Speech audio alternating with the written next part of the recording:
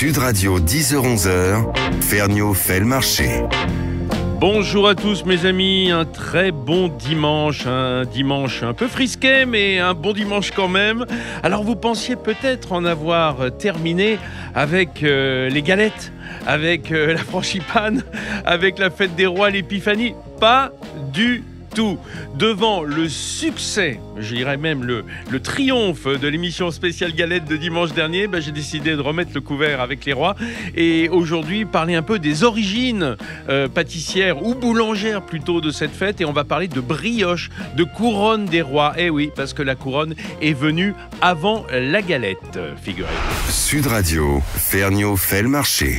Donc, si l'émission galette était plutôt consacrée aux pâtissiers, eh bien l'émission sur les brioches des rois et couronnes des rois, je dirais que noblesse oblige, puisque c'est du travail de boulanger. On va plutôt avoir affaire à des boulangers ce matin avec nous, ce matin en ligne, Joël Defive. Bonjour Joël.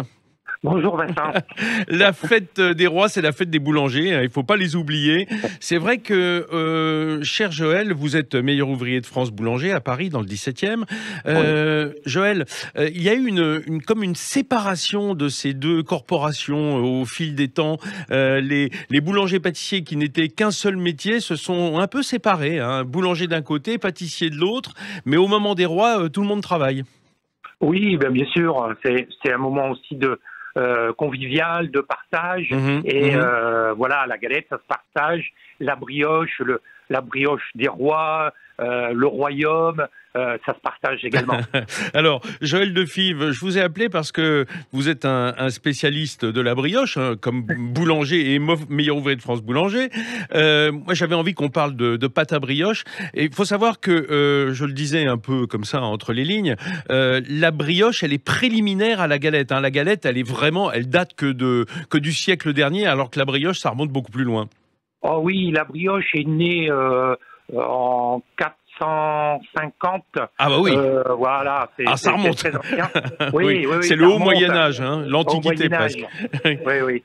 Et bon, à l'origine, c'est une pâte à pain qui est enrichie de levain naturel, mais d'œufs, de sucre, plus ou moins de beurre ou d'huile suivant la région, parce que certaines régions utilisent aussi l'huile d'olive. Effectivement, on fait la pompe à l'huile en Provence, qui est une sorte de brioche à l'huile. Ouais, tout à fait, qui est plutôt pour les 13 desserts pour Noël. Oui, d'accord. Mais pour les rois, on va plutôt avoir une brioche appelée couronne bordelaise pour le sud-ouest, Limoux ou le royaume pour le sud de la France. Et voilà, c'est une pâte à pain à l'origine, la brioche, qui est enrichie de beurre, d'œufs. Son origine, c'est la Normandie, et voilà, ça a conquis. Voilà, c'est le pain du dimanche. Qu'on enrichissait. En fait, c'était le pain de la semaine, le même pâton qu'on enrichissait avec ce qu'on avait, c'est-à-dire de la matière grasse, du sucre, pour le rendre un peu festif pour le dimanche, pour le jour du Seigneur. Tout à fait.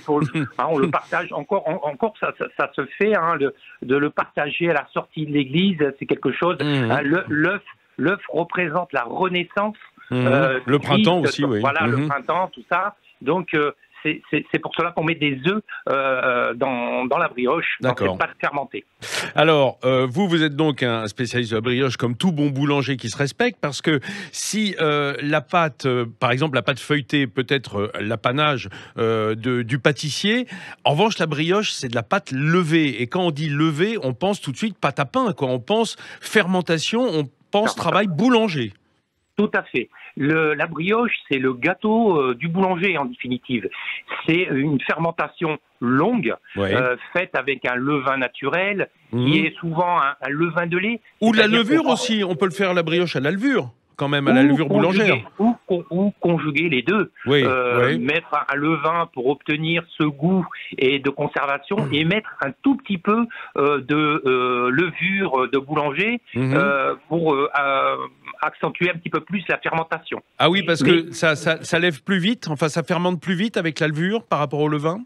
Ah oui, bien sûr. Là, dans un gramme de levain naturel, il y a plusieurs millions de cellules. Dans un gramme de levure industrielle, il y a 12 milliards. Ah oui, d'accord. Ça fermente beaucoup plus vite, oui.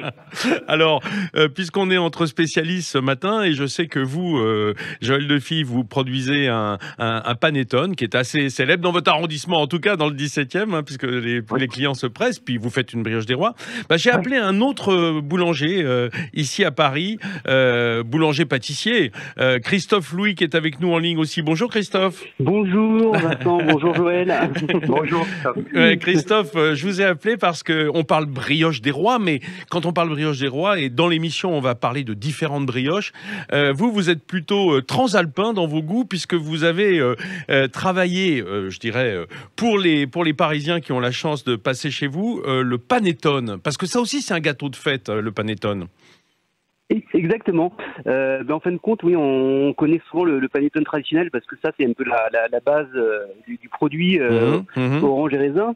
Et puis, moi, je me suis un peu amusé à le décliner suivant ma gourmandise et les envies que j'avais. Ouais. Voilà. Donc là, alors, vous êtes rendu célèbre pour votre panettone classique, hein, celui qui est au raisin et aux fruits confits. Vous faites aussi un panettone chocolat toute l'année. Mais là, pour les rois, vous avez fait un panettone des rois. C'est ça, je me suis inspiré du calisson là. Ouais. Voilà, donc il y a de la pâte d'amande, du melon confit de la maison Lillamant. Ah oui, Lillamant, c'est à Saint-Rémy-de-Provence, c'est ça, hein, je crois. C'est ça, exactement. Ouais, d'accord. Et de l'orange confite et un peu de fleur d'oranger. D'accord. Voilà, donc une petite fève en forme de calisson dedans, et donc c'est vrai que les gens aiment bien la fleur d'oranger. Donc là, je me suis un peu inspiré de tout ça pour faire une gourmandise un peu avec ce panettone là pour les fêtes. Joël Defy nous parlait de levain et de levure. Vous mettez quoi comme levain à l'intérieur? Comment vous le préparez vous-même, votre levain, pour vos panettones? Oui, c'est un levain que j'ai récupéré moi quand j'étais en stage il y a 3 ans chez Morandin, ouais. Qui est dans le Piémont. Et donc tous les jours là vous voulez dire vous l'alimentez, c'est le même levain que vous renouvelez tous les jours, c'est comme ça? Oui, c'est la souche que j'ai gardée. Ouais, c'est comme une mère de vinaigre. C'est comme une mère de vinaigre quand on fait son vinaigre. Ouais, moi je peux pas le laisser tous les jours. On le rafraîchit toutes les 3 heures là chez nous. Ouais. Toutes les 3 heures, 3 heures et demie. Ouais. Et voilà, c'est génial ça. Ça vous oblige à vous lever la nuit alors parfois Non, mais maintenant j'ai recruté un petit peu, et là par exemple le matin j'ai une personne que j'appelle qui lance le pétrissage et qui rafraîchit le levain. D'accord. Et je lui dis, bon, on en est où? Est-ce que tu as commencé à lancer le pétrin? Ouais. Il fait, ouais, dépêche-toi, la pâte va vite. Là, dépêche, ouais, on va pas, dans 1 heure, on divise. Donc, en fin de compte, il faut que la pâte triple de volume avant de lancer le pétrissage. D'accord. Et donc, on a ce qu'on appelle un témoin. Et il me dit, bon, parfois il m'envoie des photos. Il me dit, là, ça en est là, dans 1 heure et demie, que tu sois là, parce que ça sera donc. Alors c'est génial ce que vous dites là, Christophe Louis. Joël Defy, évidemment, il connaît ça par cœur.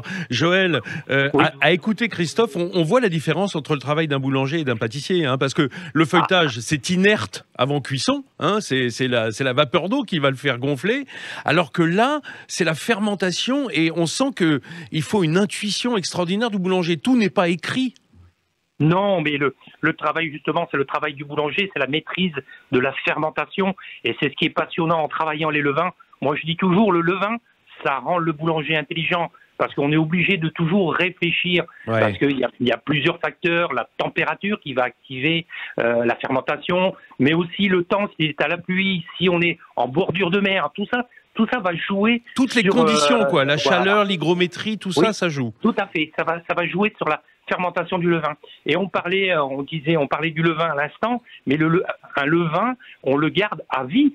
Il n'y a pas de raison de recommencer un levain. Oui, un levain, on peut le garder à vie. Au Moyen-Âge, la boulangerie était vendue avec le levain, sans quoi ça ne valait rien. Oui, un levain, on le garde à vie. Ça, c'est extraordinaire, parce que si on perd son levain, on est orphelin de son levain quand on est boulanger.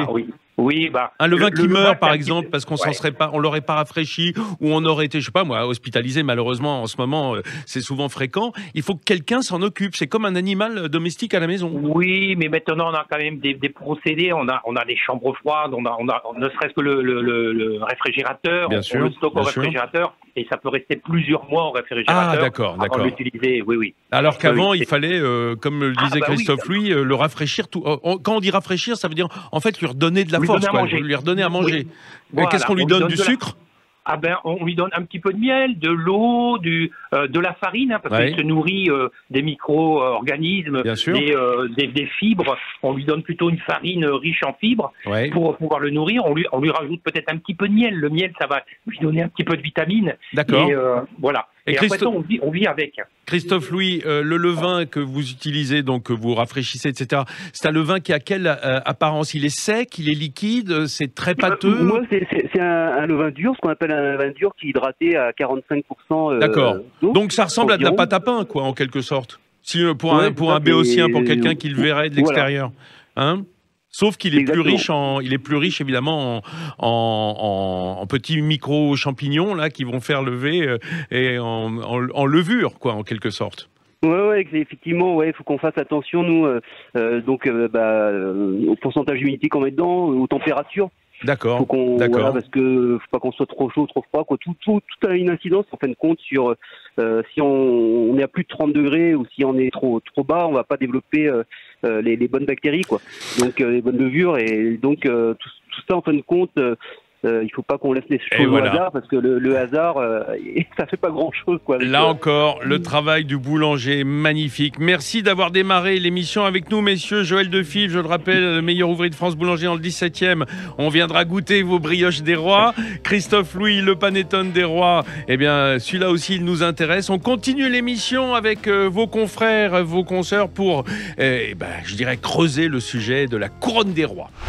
Sud Radio, 10h-11h, Ferniaud fait le marché.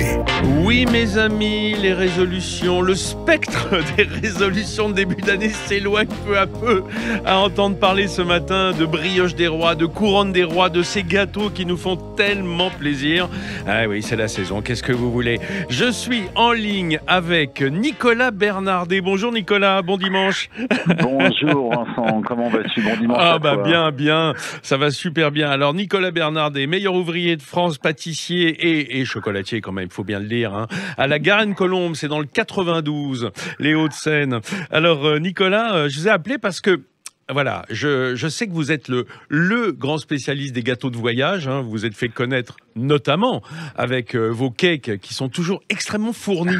Parce que vous avez une générosité naturelle à les décorer, à les agrémenter avec des fruits confits, des fruits secs. On les agrémente et en plus, tout d'abord, les cakes, c'est pas des cakes, c'est des cake'issimes, parce que dans le mot cakeissime, il y a le mot cake et il y a le mot kiss, parce que nos gâteaux sont doux comme des baisers, Vincent. Oh là là là là là. L'amoureux du gâteau, ça y est, il s'exprime, qu'est-ce que vous voulez. Nicolas, ce qui est intéressant, c'est que, voilà, je l'ai dit en début d'émission, plutôt les galettes, c'est plutôt les pâtissiers, les brioches, ça reste un travail boulanger, et pourtant, inutile de dire que les pâtissiers mettent leur nez dedans aussi, hein, parce que c'est vrai que le gâteau des rois, c'est emblématique, hein, surtout pour vous qui aimez les fruits confits. Moi, les fruits confits, c'est quelque chose que j'adore. Et puis, en plus, la brioche des rois, c'est quelque chose d'exceptionnel parce que c'est une brioche qui est remplie de fruits confits, qui est remplie avec de la fleur d'oranger. Et en plus, on l'imbibe à moitié comme un baba au rhum. Ah, vous le ponchez, vous ponchez votre brioche. On ponche la brioche. Donc, c'est un mélange de baba, de brioche, de fruits confits, de gourmandise. Enfin, c'est du bonheur. Oui, donc c'est anti-sec, quoi. Parce que c'est le risque un peu quand on a des brioches un peu mousseuses, que ce soit un petit peu bourratif, un peu sec. Alors, comme ça, le fait de l'imbiber dans un sirop à la fleur d'oranger et au jus d'orange et au jus de passion, on a quelque chose qui reste super moelleux et on a la gourmandise avec les fruits confits, bien sûr, dessus, parce que les brioches, sans fruits confits, c'est pas une brioche des rois, quoi. Oui, parce qu'on raconte qu'à l'origine, le fruit confit est censé, en tout cas, quand on pense aux cerises confites, par exemple, ou au quartier d'orange, c'est censé imiter les joyaux sur la couronne des rois mages, en fait. Eh ben, c'est ça, les rois mages. Les bijoux, c'est ça. L'opulence, quoi, hein, parce que c'est aussi ça. Hein. L'opulence et la gourmandise, surtout. Ouais. Alors j'ai justement un de vos confrères qui est un spécialiste aussi du fruit confit, c'est Pierre Jouveau de Carpentras. Bonjour Pierre. Bonjour Vincent. Alors bonjour, Pierre Bonjour. Oui. Nicolas Bernardet qui est avec nous, on parlait déjà de fruits confits. Pierre Jouveau, la maison Jouveau, maison familiale, hein. Vous avez toujours travaillé le fruit confit avant de la mettre sur des couronnes des rois, parce qu'on est quand même déjà en Provence là, hein, et carrément même. Vous avez le bonheur, je dirais, de travailler le fruit dès l'origine. Ah oui, exactement. Nous, ça fait donc depuis mon grand-père, hein, depuis qu'on lui a appris à faire les fruits confits, que nous on a cette passion en famille et qu'on les travaille tout au long de l'année et particulièrement en ce moment pour les gâteaux des rois, pour les couronnes des rois. Est-ce que pour schématiser un petit peu, Pierre Jouveau, on peut dire qu'au fond, toute l'année, vous les vendez tels quels, hein, c'est-à-dire sortis de la bassine, en présentation pour des gens qui veulent simplement manger des fruits confits ou agrémenter leur propre préparation. Et puis là, c'est le moment où vous les mettez en scène sur des brioches, quoi. Ben c'est ça, toute l'année on les vend soit en bocaux, soit glacés avec leur petite pellicule de sucre cristallisé pour les rendre bien brillants. C'est ça, un peu comme les marrons glacés, quoi. Ouais. Exactement, pour pas qu'ils pèguent. Mais à cette période de l'année, là on va les travailler dans une recette de brioche. J'entendais Nicolas qui parlait de la texture de la brioche pour pas qu'elle soit sèche. Alors nous, c'est vrai que cette année on a choisi de changer la recette et de faire une brioche au levain justement pour rendre cette mie encore plus souple. Et un peu comme les panettone dont on parlait en première partie émission avec Christophe Louis, quoi. C'est-à-dire une mie très onctueuse. Oui, voilà, donc avec une meilleure conservation et cette année des melons confits beaucoup plus souples que d'habitude, qui fondent à la cuisson, parce que la brioche des rois en fait une recette très peu sucrée, justement pour qu'après les melons confits fondent dedans et rajoutent donc cette saveur inoubliable du fruit confit. Cette saveur un peu calissonne, hein, pour faire un peu polissonne, mais en calisson, quoi. Exactement, c'est ça. Nicolas Bernardet, Pierre Jouveau, il parle évidemment des fruits confits, ça c'est le cœur de son métier. Mais vous, j'ai envie de dire que le cœur de votre métier, c'est d'abord le travail de la pâte, hein, de cette pâte à brioche. Il n'y a pas que le ponchage, hein, qui rend souple et qui rend moelleux. Il y a le beurre aussi, hein. Je suppose que c'est important. Nous, on travaille sur 3 jours, sur une fermentation très très lente aussi. Entre le moment où on fait la pesée, le moment où on pétrit, le moment où on façonne, qu'on cuit, qu'on imbibe, il faut minimum 3 jours pour faire nos brioches. D'accord. Parce que il faut une pousse très très lente, et ce qui fait que ça fait une conservation très très bonne et de longue conservation. J'ai beaucoup aimé ce que tu as dit, Pierre, parce que tu es une personne que j'apprécie beaucoup et qui fait des fruits confits extraordinaires. Pierre. Voilà. Et Pierre est relais dessert comme nous, et on se voit régulièrement. Les séminaires, les fameux séminaires des relais desserts. C'est ça, les fameux séminaires des relais desserts. Et Pierre, c'est une personne que j'apprécie beaucoup parce que il est dans la gourmandise et il est dans le fruit confit pas trop sucré. Et il fait des choses magnifiques. Oui, parce qu'il faut le savoir, Pierre Jouveau, c'est intéressant ce que dit Nicolas Bernardet. Tout le travail du confiseur, à notre époque où le sucre est un peu devenu l'ennemi, c'est d'avoir ce fameux taux Brix, hein, qui marque la quantité de sucre le plus bas possible. Que ce soit quand même une confiserie, que ce soit confit, que ça se conserve, mais qu'il y ait le moins de sucre possible. Mais l'intérêt du fruit confit, c'est de garder son acidité tout de même. Et si trop de sucre, on perd l'acidité. Bien sûr, et la fraîcheur. Le but, c'est de garder la saveur du fruit et qui est donnée par son acidité. Et j'ai beaucoup aimé ce qu'a dit Nicolas quand on parlait de son pétrissage. Un pétrissage long, c'est intéressant. Et comme le fruit confit, c'est long à confire. Et là, dans ces 2 recettes, le temps est un ingrédient primordial. Et il faut prendre le temps de réaliser ces 2 recettes, que ce soit la pâte à brioche, le pétrissage ou faire les fruits confits, et pas se presser parce que c'est là qu'on a les meilleurs résultats. C'est un vrai élément, ça. Voilà, exactement. Et on a trop tendance à négliger l'ingrédient, le temps. Voilà. Oui, parce que Nicolas Bernardet, tout le monde a l'air d'accord sur ce point. La brioche, c'est comme le pain. Si on pétrit vite et peu de temps, on a comme une mauvaise baguette, c'est-à-dire au fond une mie qui est mousseuse et sèche. Alors que si on prend son temps, on incorpore l'eau dans ce réseau glutineux et avec le beurre et l'œuf, on va avoir une richesse, une onctuosité en quelque sorte. Tout est dans le pétrissage, tout est dans l'amour de ce que l'on va faire, et puis dans les matières premières surtout. Si on a des bons œufs, si on a du bon beurre, avec des bonnes farines, avec un travail minutieux, avec beaucoup d'amour, eh bien on a quelque chose d'exceptionnel. Je pense que quand on met beaucoup d'amour dans quelque chose, on vibre d'abord soi-même et on arrive à faire vibrer ses clients. C'est ça le principal, c'est arriver à faire vibrer les gens. Alors, c'est exceptionnel. Vous avez un petit je dirais, tournement supplémentaire qui est que non seulement vous ponchez vos couronnes des rois, Oui. Vous mettez des fruits confits dessus, des fruits. Donnez-moi des exemples, par exemple, de ce qui va orner votre couronne. Alors, on met des quartiers d'orange, on met des abricots. Oui. Alors, on travaille des abricots que l'on fait réhydrater dans un sirop avec des bâtons de cannelle. On travaille avec des pruneaux. On a un producteur de pruneaux qui nous envoie des pruneaux exceptionnels qui sont très moelleux. Donc qui sont demi-secs en quelque sorte. Demi-secs, exactement. Donc, nous aussi, on essaye de bannir le sucre le plus possible pour avoir vraiment le goût des fruits, mais pas le goût du sucre. On travaille avec des petites griottes confites au sirop léger. Donc, c'est pas les gros bigarros rouges, c'est des petites griottes qui sont petites, colorées, moelleuses, colorées. Voilà, on travaille comme ça. Et Nicolas, et vous avez en plus, vous rajoutez souvent une sorte de, je dirais pas un glaçage, mais comme un glacis sur le dessus, un peu de brillant. Alors, c'est un peu de brillant, et ce brillant, c'est une compotée c'est une sorte de marmelade d'orange. D'accord. Et cette marmelade d'orange avec de la fleur d'oranger qui vient donner le peps en plus à notre brioche. Quand on mange, ça n'a pas le goût sucré, c'est vraiment une marmelade d'orange qui est pour l'arôme, quoi. Effectivement. Pour le goût. Chacun son petit truc pour faire différent des confrères. Alors, un dernier mot, Pierre Jouveau, et après je vous laisse repartir au labo. Vous sentez quand même qu'il y a un retour vers le fruit confit à travers le travail. On parlait tout à l'heure de la maison Lilamant à Saint-Rémy avec Christophe Louis, un de vos confrères. Il y a beaucoup maintenant de fruits confits qui viennent de Corse, de très bons faiseurs. Il y a un retour vers le fruit confit. Oui, bien sûr. Il y a un retour vers le fruit confit, vous le sentez?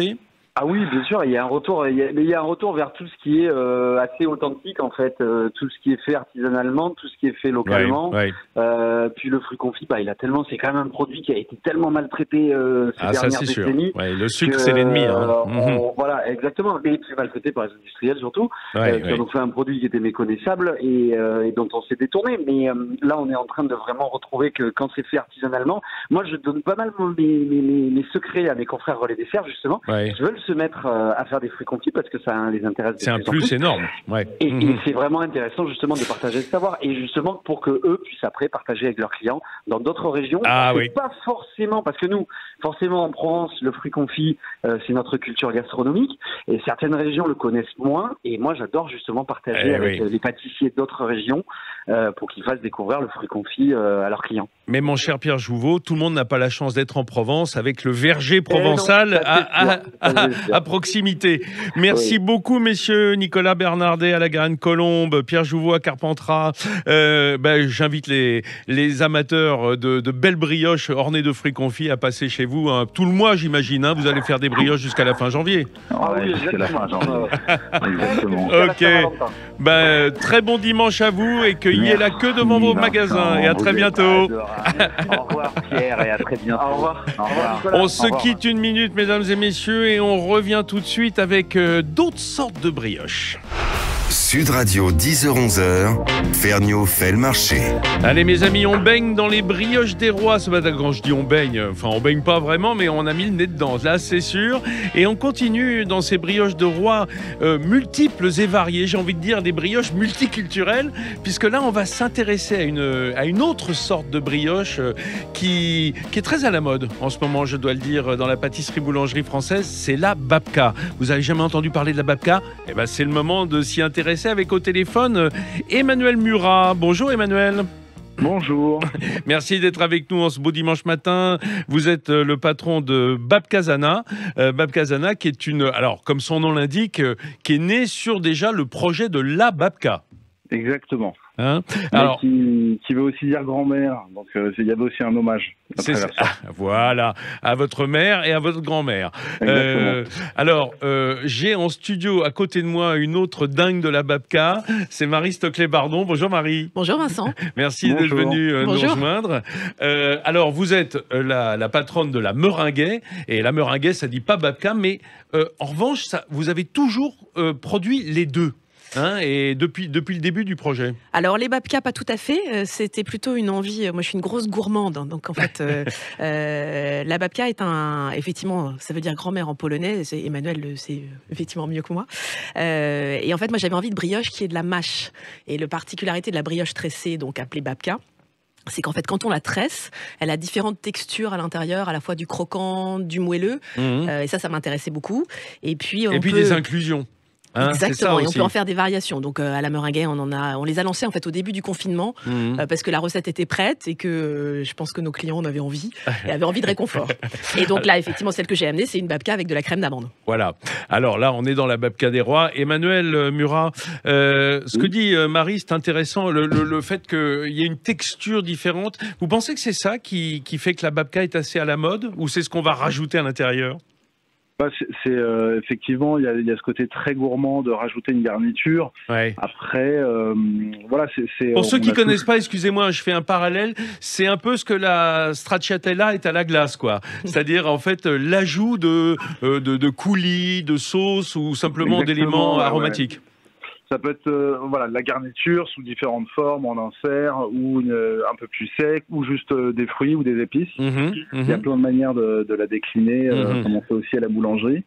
Voilà, et puis voilà, nous l'année dernière, on s'est amusé à revisiter la galette des rois, en gardant ce côté traditionnel de la frangipane amande, mais en s'amusant avec votre pâte à vous, quoi. Textures, notre pâte à la brioche qui est donc au levain et fermentée. Ouais. Et après, l'idée, c'était aussi de retravailler la pâte, donc avoir quand même cette base de brioche. Mais voilà, donc nous, on a touré cette brioche aussi, cette pâte à brioche, pour lui amener ce côté aussi croustillant, d'avoir effectivement ces différentes textures en bouche, et du croquant, et du feuilletage, et du moelleux, et de la garniture. Enfin, voilà. Tout, quoi. Tout. Exactement. Elle a tout pour plaire, la babka. Tant que c'est gourmand, on y va. Alors, Marie Stoclet-Bardon, vous qui êtes une dingue des meringues, hein, puisque la meringuage, le premier projet, c'est effectivement de décliner cette meringue un peu moelleuse, parce que vous avez un procédé particulier de cuisson. Ouais. Mais vous êtes l'exemple type de ceux qui font des gâteaux toute l'année, puis au moment des rois, on est un peu obligé, en fait, d'adapter ces gâteaux à la fête des rois, quoi.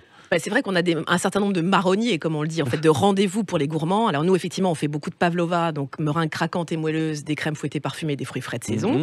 Et donc, en fait, on les décline toute l'année. Et effectivement, en janvier, on a eu envie de décliner la galette. Alors, à notre façon, avec... alors, la babka des rois, c'est effectivement notre brioche qu'on a déclinée avec une crème d'amande.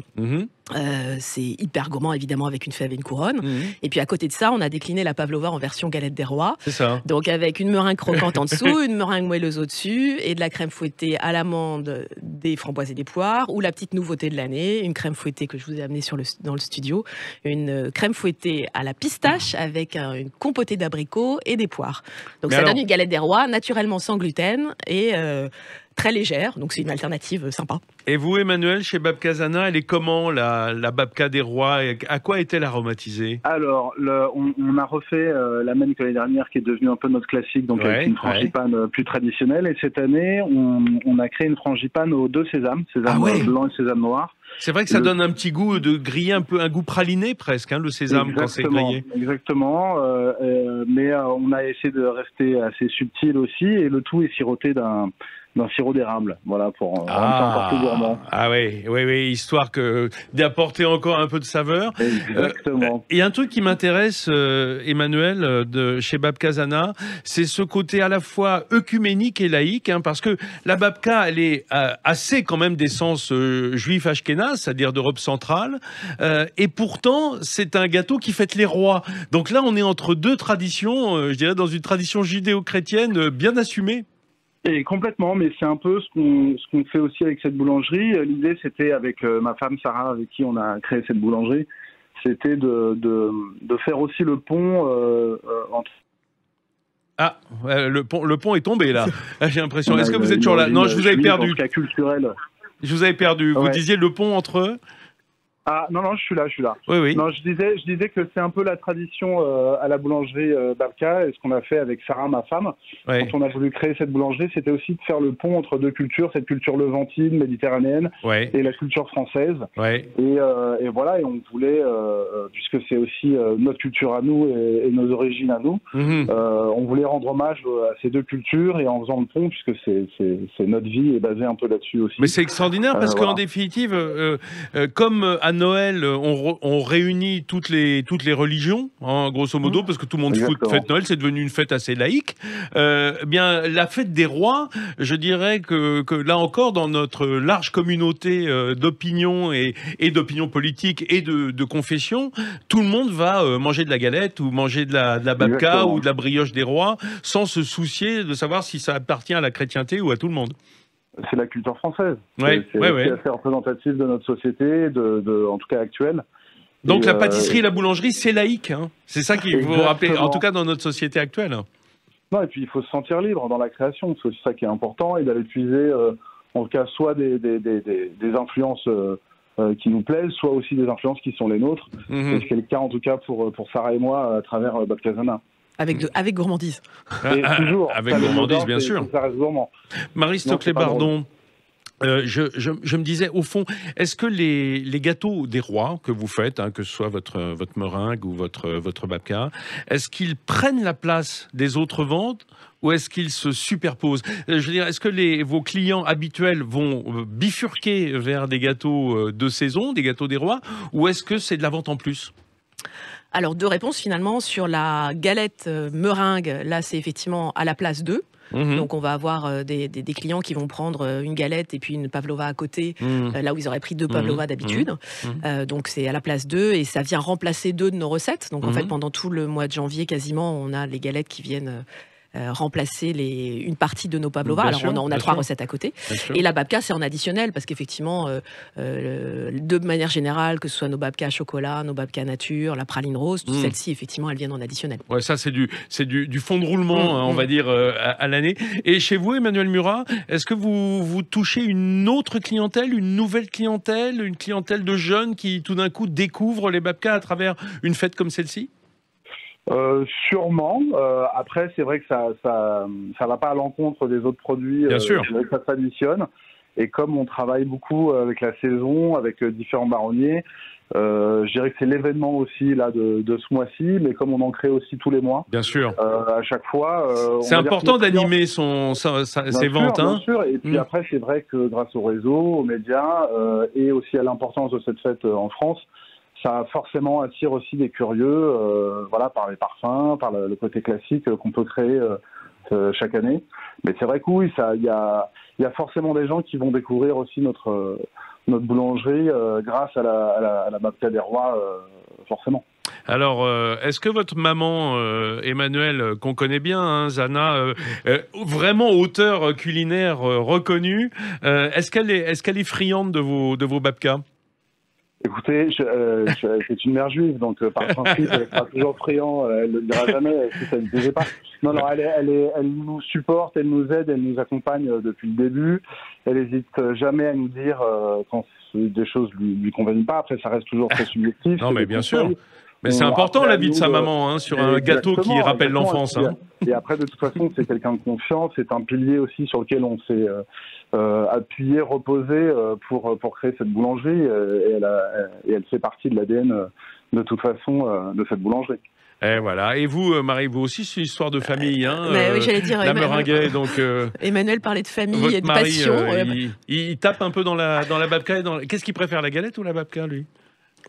Je pense qu'il ne sera pas capable de vous dire. Hein. Je pense qu'il aime les deux. Il aime les deux et de toute manière, à la base, il vous dirait que la pavlova, c'est son gâteau préféré. Donc, en fait, on va aller vers la pavlova. Mais finalement, la babka des rois, il est aussi tombé dedans. Et chez nous aussi, c'est une histoire de famille parce que nos enfants sont dedans aussi, nous donnent leur avis. Alors, c'est pas ma maman, mais effectivement, c'est plutôt nos enfants. Donc, non, c'est vrai que c'est sympa. Eh bien, c'est de la transmission, tout ça. Merci, Emmanuel Murat, d'avoir été avec nous ce matin. Je vous souhaite une belle journée. Ouais, bonne journée à vous, tous mes vœux et une belle année à tout le monde. Et Marie, vous restez avec moi encore un petit peu puisque vous êtes en studio. Hein, bon, on n'a pas encore ouvert la babka. Allez, on se retrouve dans une minute et on termine en beauté. On va quand même un petit peu descendre en Aquitaine, hein, parce que la brioche bordelaise, c'est important. Sud Radio 10h-11h, Ferniaud fait le marché. On baigne dans la brioche ce matin, on baigne dans la brioche des rois, que ce soit aux fruits confits, que ce soit à la fleur d'oranger, que ce soit ponché comme chez Nicolas Bernardet, que ce soit simplement des babkas comme avec Marie Stoclet-Bardon qui est avec moi ce matin. Merci d'être venue, hein, Marie. C'est sympa, puis vous avez apporté la babka du petit déjeuner, c'est formidable. Hein. Je m'étais réservé pour ce moment. Alors, je le disais quand même, j'ai eu quelques protestations la semaine dernière. Vous savez, la brioche des rois est à la galette ce que la chocolatine est au pain au chocolat. C'est-à-dire qu'en Aquitaine, en Occitanie, la galette n'existe pratiquement pas. Quoi qu'elle gagne des parts de marché depuis quelques années. Mais en tout cas, là-bas, le gâteau de la fête des rois, c'est vraiment cette brioche. Et notamment à Bordeaux, puisque la brioche bordelaise est une des grandes brioches du sud de la France. On a eu les Provençaux tout à l'heure. Et je suis au téléphone avec Anne Lataillade. Bonjour Anne. Bonjour Vincent. Alors Anne, vous êtes blogueuse, instagrammeuse, influenceuse, papilles et pupilles. On vous connaît mieux sous ce nom-là, papilles et pupilles. Mais vous êtes surtout bordelaise. Donc pour vous, c'est votre gâteau des rois d'enfance, hein, la brioche. Oui, bah c'est comme la chocolatine, hein, dont vous parlez tout à voilà, l'heure. c'est ça, c'est ce que je disais, oui. Oui, la brioche ici, c'est vraiment c'est la galette, on va dire locale, hein, c'est on appelle la frangipane, la parisienne ici, et on mange des brioches. Contrairement au sud de la France, à l'autre sud, je dirais, ici, on n'a pas de fruits confits. Ah, c'est ça, voilà, c'est ça la différence. C'est la grande différence. Voilà, on la saupoudre de sucre en grains, mais c'est une brioche qui est très, très moelleuse et excellente. Bon, d'accord. Alors, figurez-vous qu'on va essayer de voir avec je dirais, l'âme bordelaise qui est la vôtre. Quelle est la grande différence? Et surtout, j'aimerais bien que vous me donniez vos bonnes adresses en matière de brioche bordelaise, puisque c'est votre spécialité quand même. Hein. Oui. Alors, c'est vrai qu'à Bordeaux, on a la chance d'avoir d'excellents boulangers qui travaillent très bien. Alors, moi, je vous en citerai deux. Il y a d'un côté les douceurs de Bacalan. On a un super boulanger qui fait cette brioche depuis des années. C'est une maison qui a été reprise. La recette a été transmise du patron à l'employé. Enfin, moi, quand je suis arrivée à Bordeaux, vraiment, mes voisins, c'était cette brioche-là qu'ils mangeaient et c'était top.